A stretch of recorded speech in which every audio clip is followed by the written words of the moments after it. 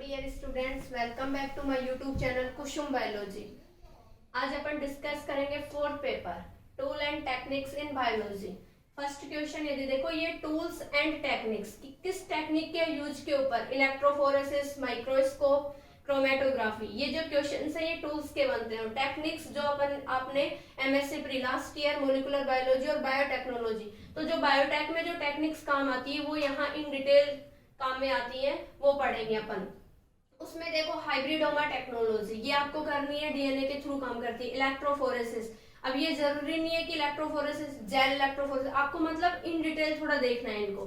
Nucleic acid hybridization, recombinant DNA technology, RBT को जरूर देखना है, ये बार बार रिपीट हुए क्वेश्चन बनाए हैं। असिस्टेड रिप्रोडक्टिव टेक्निक्स जैसे आईवीएफ, जीएफटी, इसमें जो यहाँ techniques used for sequencing of nucleic acid, कि उनकी सीक्वेंसिंग हो, जैसे किसी सेंगर्स मेथड के द्वारा, दोनों मेथड मैंने आपको करवाए थे, ट्रांसजन टेक्निक या फिर एनिमल्स के लिए tracer technique in biology, define electron microscope, ये देखो ज्यादा इंपॉर्टेंट है। ट्रांसमिशन तो 3 साल हो गए कंटिन्यू पूछा जा रहा है और ये पूछा ही नहीं गया है दोनों। और ये लैम्बर्ट बियर लो, ये 5 नंबर में भी पूछा गया था, 1 नंबर में भी। आपने एमएससी प्री में भी पढ़ा होगा, ये बायोस्टैटिक्स वाला जो पेपर था वहां पे भी था।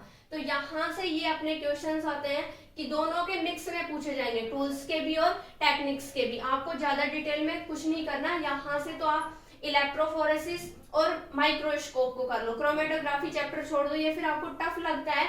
तो इलेक्ट्रोफोरेसिस या फिर माइक्रोस्कोप में 3 चैप्टर हैं, इलेक्ट्रोफोरेसिस, माइक्रोस्कोप और क्रोमेटोग्राफी, तीनों में से एक को छोड़ दो, क्योंकि जरूरत हमें मिलेंगे एक दूसरे के में। तो 2 आप कंफर्म याद कर लो, 2 के मैंने बनाए हैं। आप चाहो तो इनकी जगह आपको किसी को क्रोमेटोग्राफी, पेपर क्रोमेटोग्राफी है वो अच्छे से आते हैं तो आप उनको भी ले सकते हो। और टेक्निक्स तो देखो इनमें से अपन कम ज्यादा नहीं कर सकते हैं, क्योंकि सारी टेक्निक्स अपने आप में इंपॉर्टेंट है। इनसे बड़े क्वेश्चन भी देखो, सबसे मेन चीज है इस पेपर से अपन ये पता नहीं लगा सकते जो इलेक्ट्रोफोरेसिस या क्रोमेटोग्राफी है, उनसे तो सीधे सी बात है, क्या तो डेफिनेशन टाइप में पूछेगा 1 नंबर का, या फिर वो 10 नंबर में ही लेंथी क्वेश्चन ही यहाँ से बनता है। तो निबंधात्मक क्वेश्चन के लिए आपको डिटेल इसकी पढ़नी पड़ेगी। और टेक्निक्स क्या है, छोटे छोटे टाइप्स में पूछेगा वो, शॉर्ट नोट्स टाइप में, तो वो तो आपको डिटेल में पढ़नी पड़ेगी। नेक्स्ट यदि अपन देखें